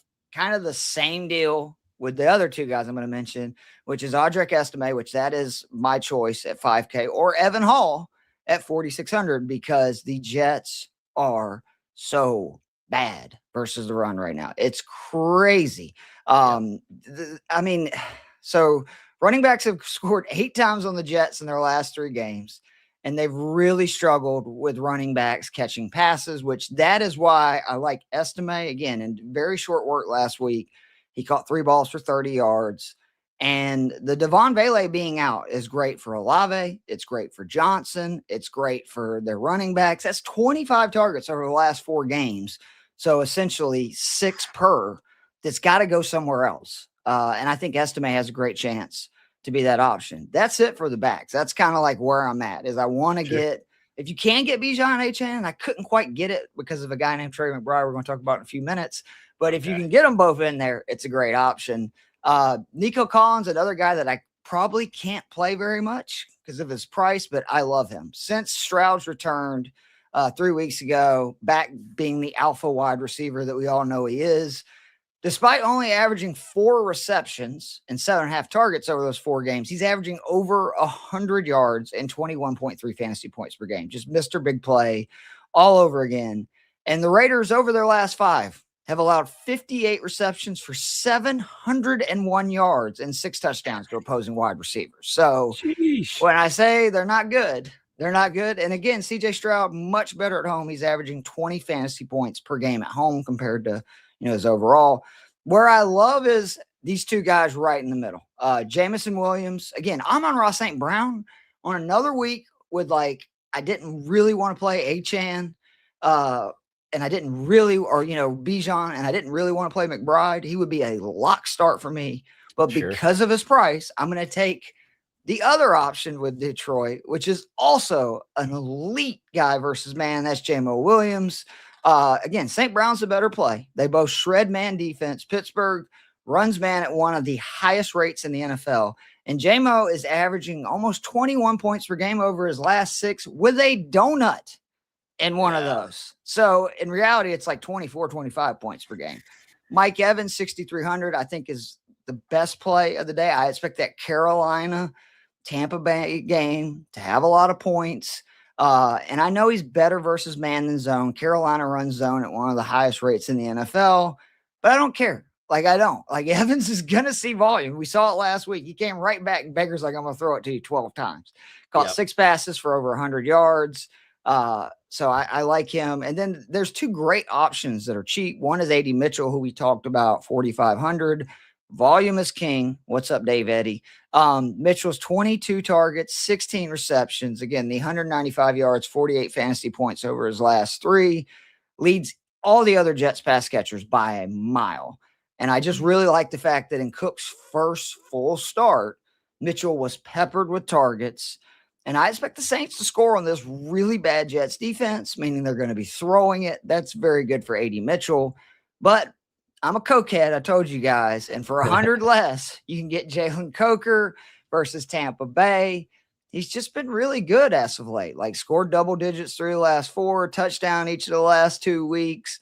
And I love this stat that over the last 5, 4+ targets, 3+ receptions, and all of them. So you're guaranteed to get a floor. Remember, he's only 4,400. So you're looking for like 13 points. And that's that 3X number we always talk about, right? 3 times their salary. Yeah.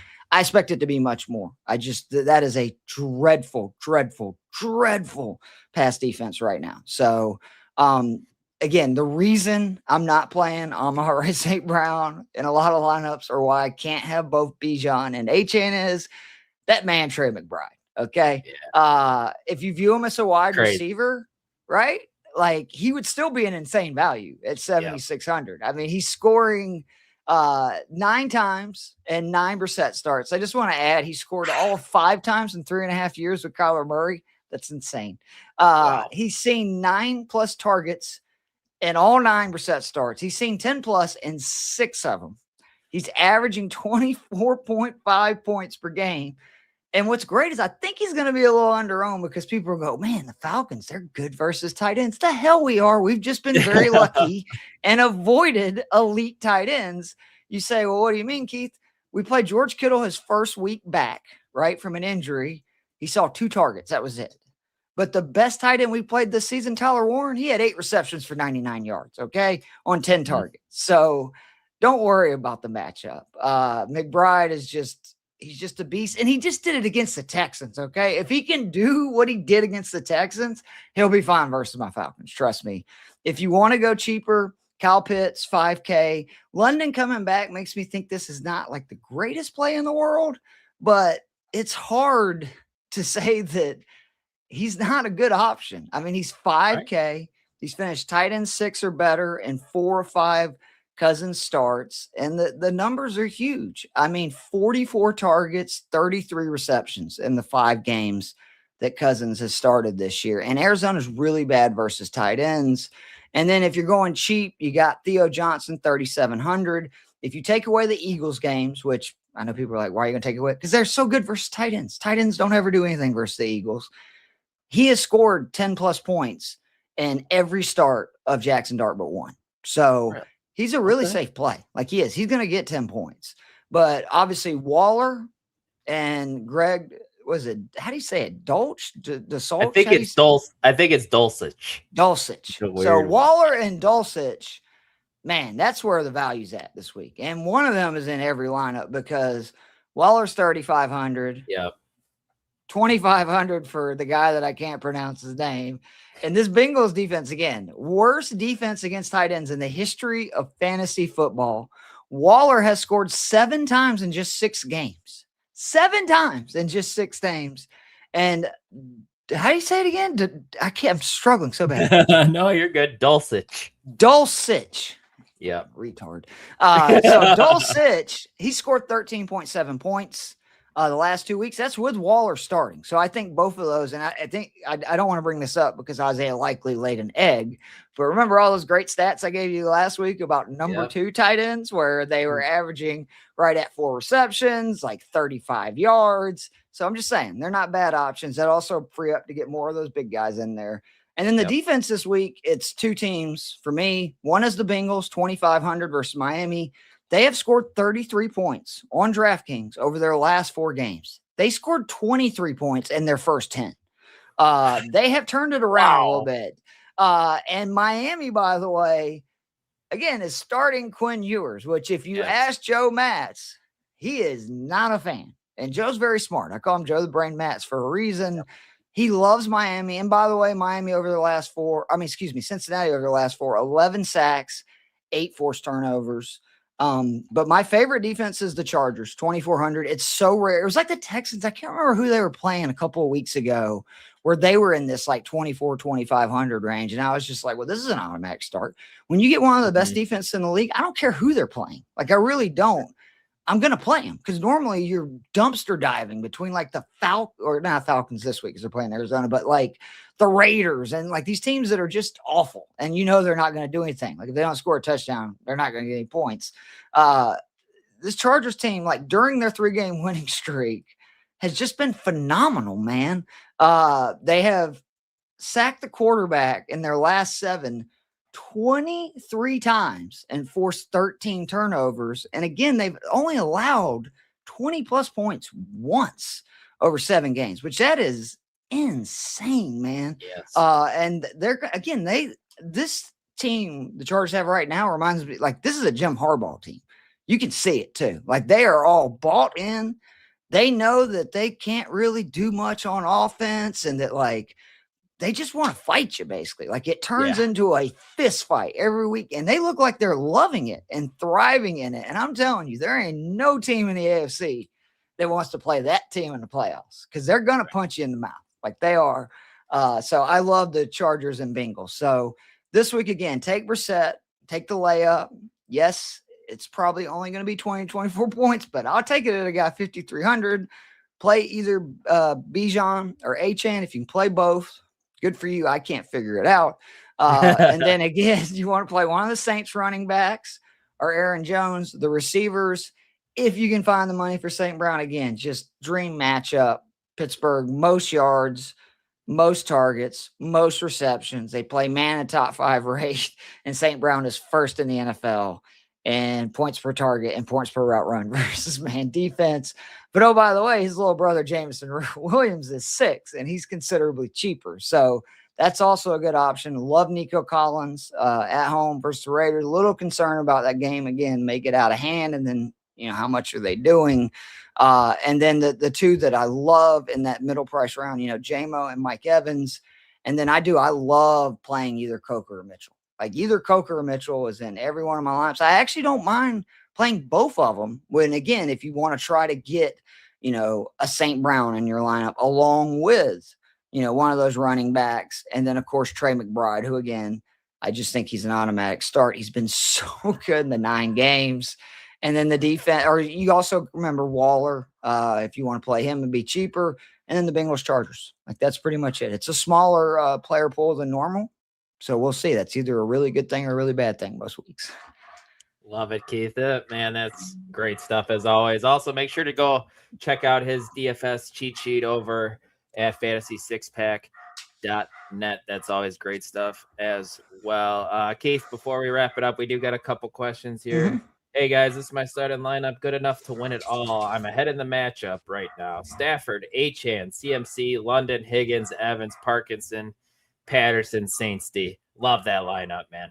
Stafford went bonkers already. Achane, Keith just talked about how he's the offense here in Miami. CMC, nobody is more consistent than him. You got London back. I love the lineup here. You got that's really big. The London back is huge because now you have arguably a top 5 receiver to go along with 2 top 5 running backs and a top 5 quarterback. Hello. Bingo. And then you got Evans back as well. And Parkinson's been incredible too. I don't want to downplay that either. Yep. And then the last one, if Woody is out, do I play Godwin, Chubb, Jordan, or Pitts? Also have London if that changes your stance on Pitts. I would play London anyway. I mean, Pitts anyway. Pitts anyway. London, to be honest. I just like the Woody Marks thing really scares me. He's going to play, like, from all accounts. But what reason, if that game gets out of hand, do they have for wanting to, you know, run Woody Marks a lot when I think the Texans are a legit Super Bowl contender if their offense can just continue to be good. So they need the running game going. I don't see a lot of reason for Woody Marks to get more than like 10 touches this week. No doubt. I'm with you with the Texans, man. They're interesting, Keith. They're very Is good, there man. I'm trying to think about how I want to phrase this. Is their defensive unit the best unit in all of the NFL? Oh yeah. I don't even think defense? it's close. Do you? I don't think so, man. That defense is legit super good. Defense travels too, like just to remind people. Yeah. So, like, I'm not worried about if they have to go on the road. I don't think they will anyway, because Jacksonville is probably going to lose today in Denver. Houston still can very easily win that division. And I'm still a huge fan of CJ Stroud. I think he is extremely underrated. People, kind of downplayed his rookie season because he had an awful sophomore year behind a dreadful offensive line. Like, they made a terrible mistake. Just basically being like, well, Stroud, we'll be good no matter who we put in front of him. No, that's not how it works. No, he struggled. And it looked like his clock got off, right? Like, to where when you start getting that pressure, their internal clock is messed up. And what I've seen the last couple of weeks with him, he's starting to have more confidence. Obviously, we know Nico Collins is like the most unstoppable, I think, wide receiver in football. And if they can get a running game, I'm telling you, I think they have a great chance to win the Super Bowl. They're plus 650 just to get to the Super Bowl. And I think that's worth the bet. I bet it 2 weeks ago when they were like plus 850. And I'm looking at it right now. To win the Super Bowl is plus 1,100, man. 11 to 1 odds. So that's a pretty good number. And like you said, it's the best unit of any unit in football. So yep. All right, Keith. Great stuff as always, my guy. It's been a lot of fun. We just got one more week of the show for the season. Hopefully we lead fantasy managers to championships. But make sure to go check out all Keith's great work. He does. I already mentioned the DFS cheat sheet, the stats you need to know show with Casey Keenum and Keith, and the DFS Cast Game show with him and Joe the Brain Matt. Joe the Brain. Love it, Keith. Merry Christmas, everybody. Merry Christmas, everybody. For Keith, for Ike, for Joe. I think that was it. And myself. Merry Christmas to all and happy holidays, everybody. See you next week.